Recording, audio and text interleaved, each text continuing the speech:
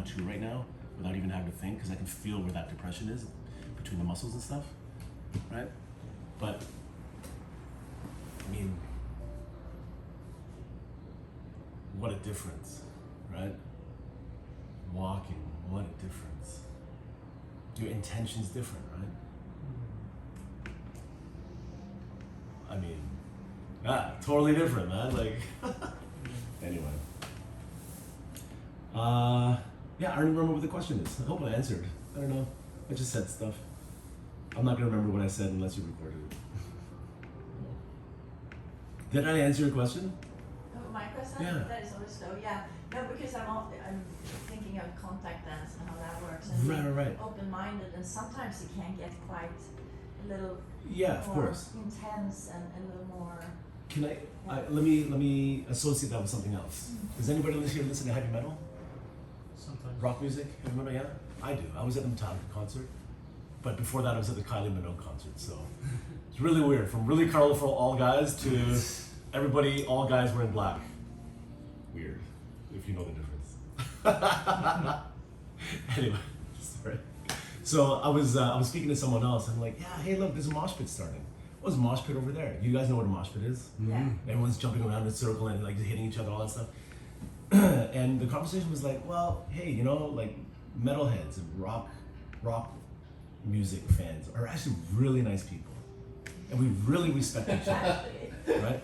Yeah. And in a mosh pit, it looks aggressive. It looks like someone's absolutely just going, like multiple people are gonna die or at least get injuries, scratches, cuts, bruises, something. But when they jump around together, they're doing it in unison with each other, together. Yeah. The outcome is bumping into each other, but they don't hate each other for it. So contact improv, same thing. Yeah. You might get aggressive, but it's out of love.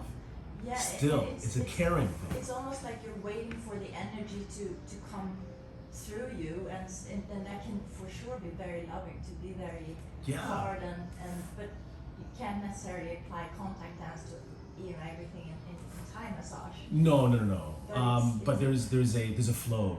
But Yeah. it's the flow that I would cross that, Yeah. connect that to with Thai massage. It's almost like in contact dance, like you lose yourself, your intellect, and you're just like letting this force go through you, which said, Yeah. you know, Meditative. was described in It gets this meditative. book in the beginning. Because you're listening to the bodies. Yeah, You're listening to your body, you're listening to your partner's body. yeah. Which is the same thing, like Toom even said yesterday, oh my God, I'm falling asleep. We tell people we're meditating. But yeah, you get to the point where your brain is kind of like, huh? You kind of black out a little bit. Yeah. Especially if you know that someone needs therapy and you're just holding a spot there just to like take out a knot or something, right? Like, so yeah, I mean, I don't know. Just talking. Do you have any questions? I'm just gonna write notes on my phone. Yeah, whatever you want. But do you need anything for me to tell you to write notes? Do you have any questions? No. You like sitting on the floor, man. That's fine. That's cool. Yeah, whatever you're comfortable with. Okay, well, if nobody has any questions, Are you ever honest with clients about what Always. they really need? always. Like, if I you don't think- care how people feel. Okay. I really don't. My job is to tell people so they can help heal themselves. I will get down to the psychological part as well. Yeah. Yeah. It's weird, man. Like I don't know if this is a me thing or everybody can do it or whatever, but reading people is important. So if someone comes in with an intake form, they're like, oh yeah, see my lower back or my hamstrings, blah blah. And I look at them, I'm like, oh, so do you ride bikes? Yeah, I do. Oh, okay. You like road bike, distance? Yeah, I do. Like, oh, okay. And you work, you do office work, you're in front of a computer? Yeah, how do you know this stuff? I'm like, you show all the symptoms of it, right? Like, and I can see by your posture, or I can see by the way you walk, your gait, this, that. Yeah, I don't know why, but I can figure it out just by seeing an intake form with minimal information and just looking at you, right? Maybe it's the style that they dress too. I don't know what it is, right? So when I work on them, I know what I'm working on and why I'm working on it and what I need to do. Like this guy right here. Oh, working with James there. Oh, my left hip, no good. I'll work on my right side. Sure, guys, work on your right side. Oh, I'll work on you today too. Oh, yeah. So don't do that. I work on him. I'm not the best thing in the world, but how does it feel today? Is it still okay? Or is it just yesterday? It still feels a bit better. Yeah, right? So then I'm, if when I'm doing something for people and, I have clients that cry in the session, but you can see if it's happy tears or sad tears or issues tears, right? You can tell by the way the body reacts. And, you can tell by the way they sit down with me. I say, after the session, I'm like, principal's office, right? Sit down, let's have a chat. And the way they look down or look at me or look away or the way they carry themselves, like, well, something's going on with you. And I'm not trying to be like a false psychic. I'm like, oh, somebody with the name starts with the letter M.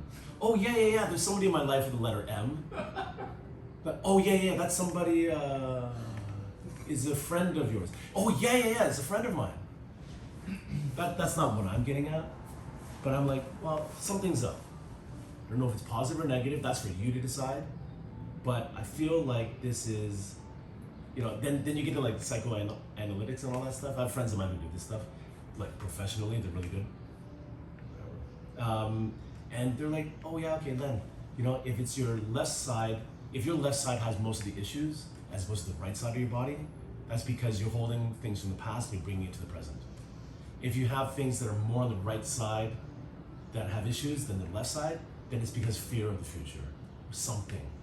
And you can feel in your body the tenseness, right? So then you can kind of tell them, like, well, look, I don't know if it's something childhood trauma that you're kind of bringing to today that you got to release or you got to figure it out. It's not an easy job to do that.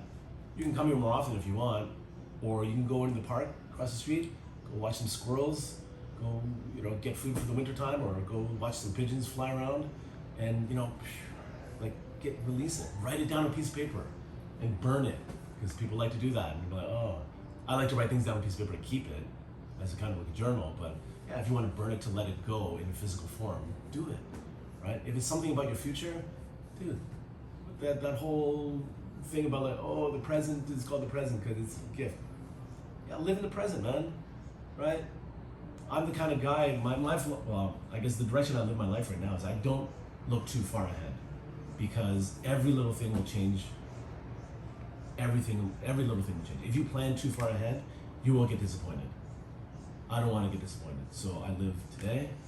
I might go to the tailgate tonight after for a Leafs game. I don't know. Depends on what time we get out here today. Let's get out on time. A friend of mine arrived from Ireland a couple days ago, and I met up with him yesterday. Where are we gonna go? I don't know. Let's figure it out when we figure it out. I'm not gonna overplan because stuff, right? I don't know what's gonna happen.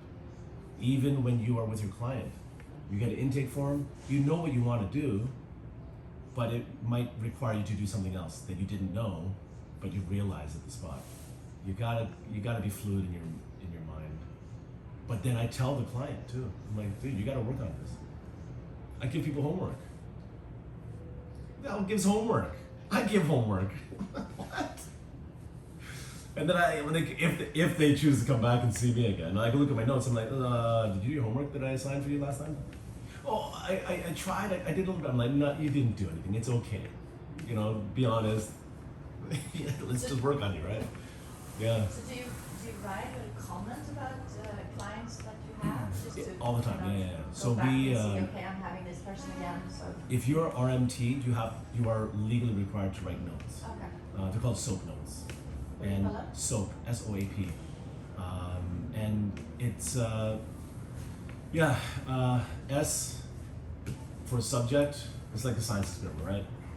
O for objective, A for assessment, like afterwards, and P for what's your plan for later. That's the homework part, right?